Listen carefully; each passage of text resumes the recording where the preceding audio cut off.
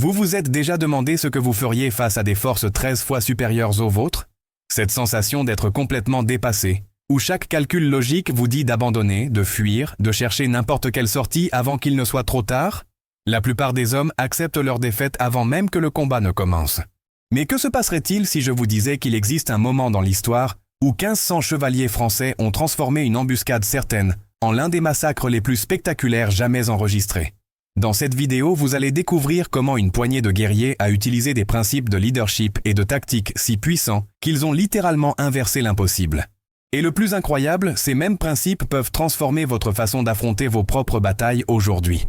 Préparez-vous, car cette histoire va vous prouver qu'aucune situation n'est vraiment désespérée quand le courage rencontre la stratégie. Le 19 octobre 1197, dans les collines arides à l'ouest de Jaffa, le soleil levant révélait un spectacle qui glaçait le sang des plus braves. 1500 chevaliers français, leurs armures scintillant comme des étoiles d'acier sous la lumière dorée du matin, se tenaient immobiles face à une mer d'ennemis qui s'étendait jusqu'à l'horizon. 20 000 guerriers sarrasins, leurs bannières vertes et blanches claquant dans le vent du désert, encerclaient complètement la petite force chrétienne sur 3 côtés, laissant seulement la mer Méditerranée derrière eux comme unique témoin de ce qui allait devenir soit leur tombeau, soit leur plus grande victoire. La chaleur montait déjà du sable, transformant l'air en vagues ondulantes qui déformèrent les silhouettes ennemies comme des spectres dansants. Les chevaux hennissaient nerveusement, sentant la tension électrique qui précède toujours les grandes boucheries. Le comte Henri de Champagne, commandant de cette force apparemment condamnée, observait les forces musulmanes avec une intensité qui trahissait sa compréhension parfaite de la situation mathématique. 13 ennemis pour chaque chrétien. Aucun renfort à moins de 50 km. Aucune retraite possible avec la mer dans leur dos et des cavaliers légers qui pouvaient les harceler jusqu'à l'épuisement total. Pour comprendre comment ces 1500 chevaliers se trouvaient dans cette position apparemment suicidaire, il faut remonter aux semaines tumultueuses qui avaient suivi la reconquête de Jaffa par Richard Cœur de Lion. La troisième croisade traversait sa phase la plus critique, coincée entre les victoires spectaculaires d'Arsuf et les échecs répétés devant les murs de Jérusalem. Saladin, le sultan d'Égypte et de Syrie, avait transformé la guerre en une lutte d'attrition qui saignait lentement les forces croisées. Chaque jour, des chevaliers tombaient malades sous le soleil impitoyable de Palestine. Chaque nuit, des escarmouches réduisaient les effectifs chrétiens sans bataille décisive, qui aurait pu briser la résistance musulmane. Richard avait été rappelé en urgence en Europe, où son frère Jean conspirait pour lui voler son trône anglais, laissant le commandement temporaire à Henri de Champagne, un noble français brillant mais encore jeune, qui n'avait jamais affronté Saladin en bataille rangée. Les Sarrasins voyaient cette transition de commandement comme une opportunité divine. Leurs espions rapportèrent que les croisés souffraient de divisions internes entre Français et Anglais, entre ordres militaires et chevaliers séculiers, entre ceux qui voulaient négocier et ceux qui exigeaient une guerre totale jusqu'à Jérusalem. Le moral chrétien vacillait comme une flamme sous le vent du désert. Chaque homme savait que l'absence de Richard affaiblissait leur position stratégique de façon peut-être irréversible. Ce qui était en jeu dépassait largement cette bataille spécifique. Une défaite majeure des forces croisées maintenant, avec Richard absent, pourrait provoquer l'effondrement complet de l'entreprise chrétienne en Terre Sainte. Les royaumes francs établis après la première croisade un siècle plus tôt survivaient grâce à un équilibre précaire de puissance militaire et de divisions musulmanes. Saladin avait unifié l'Égypte et la Syrie pour la première fois en génération. Une victoire écrasante contre les croisés sans leur roi légendaire démontrerait que la résistance chrétienne était vulnérable, encourageant peut-être d'autres émirs à rejoindre son djihad. Pour Henri de Champagne personnellement, cette campagne représentait sa chance de prouver qu'il pouvait commander des hommes aussi efficacement que le célèbre Richard. L'échec signifierait non seulement mort probable sur le sable palestinien, mais aussi disgrâce permanente comme le noble qui avait perdu la Terre Sainte par incompétence. L'aube du 19 octobre avait commencé comme routine militaire que tout croisé connaissait par cœur. Henri de Champagne avait ordonné une expédition de ravitaillement vers les villages côtiers au sud de Jaffa, où les paysans chrétiens locaux stockaient du grain et de l'eau fraîche. La garnison de Jaffa souffrait de pénuries critiques après des semaines de sièges et de contre-sièges. Sans provisions adéquates, les maladies décimaient les rangs croisés plus efficacement que n'importe quelle épée sarrasine. La mission semblait simple, presque banale. 1500 chevaliers suffisaient amplement pour protéger les chariots de ravitaillement contre les raids de bandits ou les petits groupes de cavalerie musulmane qui harcelèrent les routes côtières. L'intelligence chrétienne rapportait que les forces principales de Saladin campaient à plus de 2 journées de marche vers l'intérieur des terres, occupées à assiéger les châteaux templiers qui contrôlèrent les cols montagneux vers Jérusalem. Voici ce que les chroniques chrétiennes ne mentionnent pas sur l'erreur catastrophique de jugement ce matin-là. Les éclaireurs d'Henri avaient gravement sous-estimé la vitesse à laquelle la cavalerie légère musulmane pouvait se déployer. Contrairement aux chevaliers lourds européens qui nécessitaient des heures pour s'équiper et se former, les cavaliers sarrasins pouvaient mobiliser des milliers d'hommes en minutes, leur monture du désert capable de parcourir des distances qui auraient épuisé des destriers occidentaux. Le terrain favorisait complètement l'ennemi. Les collines rocheuses près de la côte offraient des positions d'embuscade parfaites, pour une force qui connaissait chaque ravin, chaque passage étroit, chaque source d'eau dans un paysage qui tuait les Européens par simple exposition. La température en octobre atteignait encore 35 degrés à midi, et les armures de plate transformaient les chevaliers en fours ambulants qui cuisaient leurs occupants dans leur propre sueur et acier. Saladin avait préparé ce piège avec la patience d'un chasseur étudiant ses proies pendant des mois. Ses commandants comprenaient la psychologie croisée, leurs besoins désespérés de ravitaillement, leur confiance excessive après les victoires récentes de Richard, leur vulnérabilité pendant la transition de leadership. Des espions musulmans infiltrés parmi les marchands locaux rapportaient chaque mouvement chrétien, chaque plainte sur les pénuries, chaque discussion sur les routes de ravitaillement les plus probables. L'embuscade avait été méticuleusement coordonnée. Pendant qu'Henri menait ses 1500 chevaliers vers le sud le long de la route côtière, 20 000 cavaliers sarrasins convergeaient depuis 3 directions différentes, utilisant les collines comme écran pour masquer leur approche jusqu'au moment parfait. Quand les bannières musulmanes apparurent et finalement sur les crêtes environnantes, les croisés réalisèrent immédiatement qu'ils avaient été attirés dans un massacre planifié avec une précision chirurgicale. Si vous appréciez cette histoire impossible, laissez votre like pour soutenir la chaîne et aider d'autres personnes à découvrir ces leçons de courage qui peuvent transformer leur vie. Chaque like nous permet de continuer à partager ces récits inspirants avec vous. L'attaque musulmane commença avec la férocité calculée d'une tempête du désert, qui avait attendu des semaines pour se déchaîner. Les archers montés sarrasins, positionnés sur les hauteurs rocheuses de chaque côté de la colonne chrétienne, lâchèrent leur première volée de flèches, qui tombèrent comme une pluie mortelle sur les boucliers levés contre le soleil impitoyable.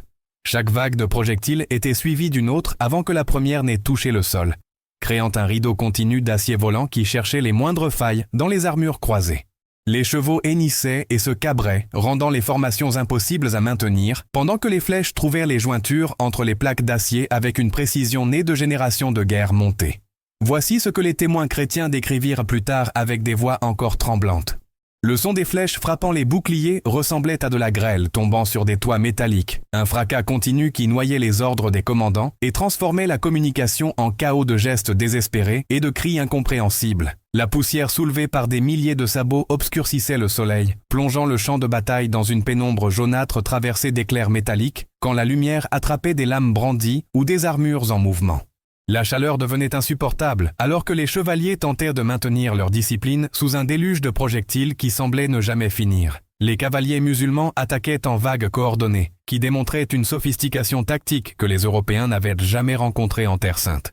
Les Mamelouks d'Égypte chargèrent depuis l'est, pendant que la cavalerie syrienne frappait depuis le nord, forçant les croisés à diviser leur attention et leurs forces entre des menaces multiples simultanées. Chaque fausse charge attirait des chevaliers hors de formation, où ils devenaient des cibles isolées pour des archers qui les entouraient comme des loups encerclant un ours blessé. La discipline croisée commençait à s'effriter sous la pression combinée de la chaleur, de l'épuisement et du harcèlement constant d'un ennemi qui refusait le combat rapproché où l'acier chrétien aurait été décisif. Les premières pertes arrivèrent rapidement et brutalement. Des flèches trouvèrent des gorges exposées sous les aumes, des jarrets de chevaux qui s'effondrèrent en projetant leurs cavaliers sur le sol rocheux, où d'autres projectiles les achevèrent avant qu'ils puissent se relever. 20 chevaliers tombèrent dans les 10 premières minutes, leur corps formant des obstacles que les formations devaient contourner, pendant que la pression musulmane s'intensifiait à chaque seconde. Les blessés ne pouvaient pas être évacués parce qu'il n'y avait nulle part où aller. La mer bloquait toute retraite à l'ouest pendant que 3 côtés bouillonnaient de cavaliers ennemis, qui attendaient simplement que l'épuisement chrétien transforme une défense organisée en déroute panique. Henri de Champagne regardait ses options se réduire comme neige au soleil, et comprenait avec une clarté terrible qu'il avait conduit 1500 des meilleurs guerriers de France dans un piège dont l'évasion semblait mathématiquement impossible. La guerre psychologique s'avéra aussi dévastatrice que les flèches physiques. Les Sarrasins criaient des versets coraniques et des insultes en français approximatifs appris de prisonniers, promettant aux croisés qu'ils mourraient loin de leur foyer, que leurs corps seraient abandonnés aux vautours du désert, que leurs âmes brûleraient en enfer pour avoir envahi des terres musulmanes. Certains cavaliers ennemis brandissaient des têtes coupées de chevaliers capturés lors de batailles précédentes. Une démonstration macabre destinée à briser le moral chrétien avant que l'assaut final ne commence. Chaque provocation était calculée pour inciter les croisés à abandonner leur formation défensive, à charger aveuglément après des ennemis qui se disperseraient simplement pour revenir avec plus de flèches une fois les chevaliers épuisés et désorganisés. À la deuxième heure du combat, Henri faisait face à une crise qui menaçait de détruire plus que simplement son armée. La réputation militaire française, construite sur des siècles de succès de cavalerie lourde, était sur le point d'être anéantie par des tactiques que les manuels européens n'avaient jamais envisagées. Ces chevaliers, les guerriers les plus redoutés d'Europe, se faisaient massacrer par des ennemis qu'ils ne pouvaient même pas atteindre. Les mathématiques de l'attrition devenaient impossibles à ignorer. Les flèches chrétiennes s'épuisaient rapidement pendant que les musulmans semblaient avoir des réserves infinies. L'eau était rationnée et sévèrement, et chaque minute sous le soleil palestinien drainait la force nécessaire pour le combat rapproché, qui représentait la seule chance chrétienne de victoire. Alors Henri de Champagne fit quelque chose qu'aucun commandant croisé n'avait jamais tenté face à une supériorité numérique aussi écrasante. Attendez un instant. Avant de continuer, je dois vous poser une question. Vous êtes-vous déjà senti exactement comme ça? Encerclé de tous les côtés, personne pour vous aider, tout le monde attendant que vous échouiez? Cette sensation que vous menez une bataille que personne ne voit, que personne ne comprend, et vous commencez à penser que le problème c'est vous? Écoutez, je sais qu'il y a beaucoup de gens qui regardent maintenant et qui vivent exactement ça en ce moment même. Et vous n'avez pas besoin de raconter tous les détails si vous ne voulez pas. Mais laissez-moi vous demander quelque chose. Écrivez dans les commentaires, très simplement, « Je suis encerclé, mais je n'abandonnerai pas ». Sérieusement, copiez et collez ça. « Je suis encerclé, mais je n'abandonnerai pas ». Vous savez pourquoi? Parce que quand vous écrivez ça, vous ne vous déchargez pas seulement. Vous laissez un message pour quelqu'un d'autre qui va le lire dans une semaine, dans un mois, qui pense à abandonner et verra votre commentaire et saura qu'il n'est pas seul. Votre commentaire peut sauver quelqu'un aujourd'hui. Et en même temps, vous vous engagez envers vous-même. Alors allez-y, mettez la vidéo en pause maintenant, descendez en bas et écrivez « Je suis encerclé, mais je n'abandonnerai pas. Je lirai chaque commentaire. Promis, vous n'êtes pas seul dans cette lutte. » Maintenant, laissez-moi continuer à vous montrer comment cette histoire se termine. Parce que ce qui vient ensuite va vous donner exactement les munitions dont vous avez besoin pour votre propre bataille. La décision révolutionnaire d'Henri émergea de pur désespoir transformé en génie tactique. Au lieu de maintenir la formation défensive traditionnelle qui faisait de ces hommes des cibles immobiles pour les archers sarrasins, il ordonna quelque chose de jamais tenté auparavant contre une cavalerie supérieure en nombre en terrain découvert. Ces 1500 chevaliers formeraient une pointe de lance compacte, non pas pour se défendre, mais pour charger directement au cœur de la force musulmane la plus concentrée. Pour chaque commandant qui entendit l'ordre, cela ressemblait à un suicide glorifié. Charger contre 13 contre 1 violait chaque principe de guerre médiévale. Mais Henri avait vu quelque chose dans les dispositions musulmanes que même leurs propres généraux avaient manqué. La transformation prit 15 minutes d'une vulnérabilité agonisante. Les centuries françaises se regroupèrent en formation de coin, pendant que les flèches continuaient à pleuvoir. Des hommes tombaient alors qu'ils luttaient pour maintenir la cohésion pendant la manœuvre la plus dangereuse de la guerre médiévale. Les Sarrasins pressèrent leur avantage, sentant la confusion chrétienne, envoyant vague après vague de cavaliers contre ce qui semblait être une formation en désarroi complet. Henri se déplaça personnellement le long des rangs, son aume doré le rendant cible pour chaque archer ennemi, mais sa présence empêcha les chevaliers épuisés de rompre alors qu'ils se reformaient en ce qui ressemblait à un sacrifice humain à la mobilité sarrasine. Voici où la légende rencontre la réalité tactique. Henri ne pariait pas simplement sur le courage contre les mathématiques. Il avait identifié la faille fatale dans la disposition musulmane que même leurs commandants les plus expérimentés n'avaient même pas perçue. La force sarrasine, malgré sa supériorité numérique écrasante, étaient dispersés en groupes tribaux semi-autonomes qui manquaient de coordination centrale. Les Mamelouks égyptiens ne communiquaient pas efficacement avec la cavalerie syrienne. Les contingents bédouins combattaient selon leurs propres traditions plutôt que sous commandement unifié. Cette fragmentation créait des intervalles dans ce qui apparaissait comme un encerclement solide, des espaces qu'une force compacte et disciplinée pourrait exploiter si elle osait la charge suicidaire nécessaire. Le premier test arriva quand Henri mena personnellement la charge de la pointe française directement vers le centre des lignes égyptiennes. 3000 Mamelouks, les guerriers d'élite de Saladin, attendaient cette charge avec une confiance née de décennies de victoires contre des croisés qui sous-estimaient la guerre montée musulmane. Mais ils n'avaient jamais affronté une formation aussi compacte, aussi disciplinée, aussi absolument engagée dans une violence totale que les 1500 chevaliers français qui frappèrent leurs lignes comme un marteau d'acier tombant sur du verre. L'impact créa un son que les témoins décrivirent comme le tonnerre enveloppé dans des hurlements. Des chevaux se cabrèrent et tombèrent alors que des lances françaises trouvaient à leur poitrail. Des cavaliers qui avaient terrorisé l'infanterie toute la matinée se retrouvèrent soudain face à de l'acier discipliné, dans un terrain où la vitesse ne signifiait rien, et l'entraînement tout. La collision dura peut-être 5 minutes, mais ces minutes décidèrent de la bataille. L'infanterie lourde française, conçue pour le combat rapproché, s'avéra dévastatrice contre une cavalerie prise sans espace pour manœuvrer. Chaque coup d'épée était calculé, chaque poussée de bouclier coordonnée, chaque pas en avant acheté avec du sang sarrasin qui assombrissait le sable sous leurs pieds. La percée créa un effet en cascade qu'aucun manuel tactique n'avait jamais décrit. Alors que la force d'assaut d'Henri perçait les lignes ennemies, la formation française compacte commença soudainement à s'étendre comme un poing qui s'ouvre. Au lieu de maintenir leur position défensive, les chevaliers commencèrent à avancer simultanément dans plusieurs directions. Ce qui avait été une action défensive désespérée se transforma en offensive coordonnée, qui prit 20 000 Sarrasins complètement au dépourvu.